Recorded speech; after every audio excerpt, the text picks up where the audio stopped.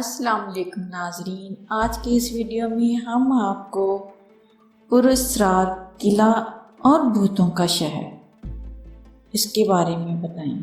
اس سے پہلے کہ ہم ان دونوں چیزوں کے بارے میں بتائیں، آپ سے درخواست کرتے چلیں کہ یوٹیوب کے اس منفرد چینل دلکش ٹی وی کو سبسکرائب کرتے ہوئے ساتھ موجود گھنٹی کے بٹن کو بھی دبا دیں تاکہ ہر نئی آنے والی ویڈیو کی نوٹیفیکیشن آپ تک باقاعدگی کے ساتھ پہنچتی رہے۔ آئیے ناظرین، چلتے ہیں آج کے موضوع کی جانب۔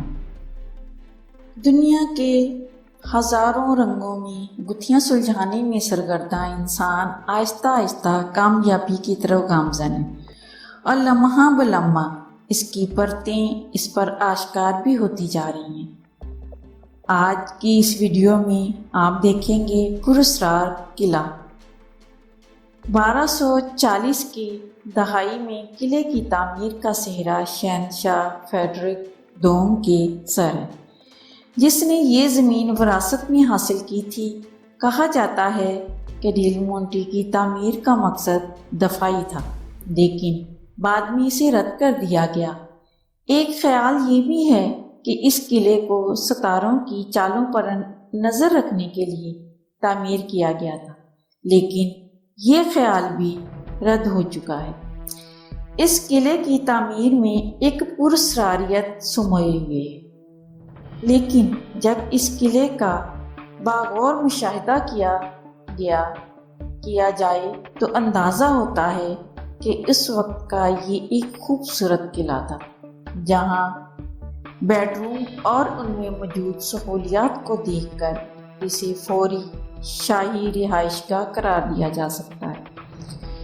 کچھ بھی ہو، یہ قلعہ شہنشاہ فریڈرک دوم کا شاہکاری تعمیر میں سے ایک ہے۔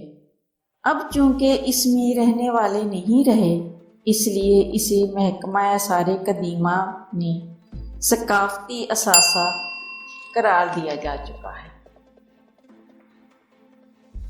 اور اسے پبلک کے لیے کھول دیا گیا ہے تاکہ دنیا بھر کے لوگ شہنشاہ فریڈرک دوم کا رہن سہن اور اس کے کمال تعمیراتی جوہر دیکھ سکیں۔ اسے دیکھنے پر ٹکٹ بھی لگائی گئی ہے، لیکن اس تاریخی تعمیری عجوبے کو دیکھنے اور اپنے کیمروں میں یادوں کو محفوظ کرنا اس ٹکٹ سے بہت زیادہ قیمتی ہے۔ بھوتوں کا شہر۔ اس قصبے کو بھی قدرتی آفات نے اپنے نشانے پر رکھا۔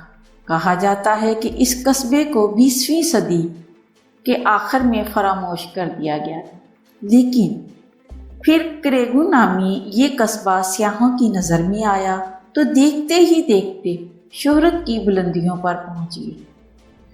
اسی مقبولیت کی بنا پر فلم سازوں کی نظر انتخاب اس پر ٹھہر گئی اور پھر اسے عالمی یادگار تسلیم کر لیا۔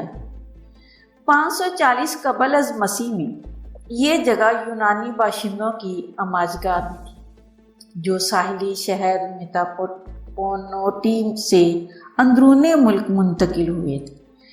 اس شہر کی معلوم تاریخ 1060 عیسوی تک کی، جو بتاتی ہے کہ اس شہر کا نام کروگونوم تھا، جس کا کاتینیا زبان کا مطلب ہے تھوڑا سا ہل چلایا ہوا کھیت۔ 1276 عیسوی میں ایک یونیورسٹی بھی بنائی گئی، جسے بعد میں جاگیردانہ نظام نے برباد کر دیا تھا، جو تاحال آباد نہ ہو سکی۔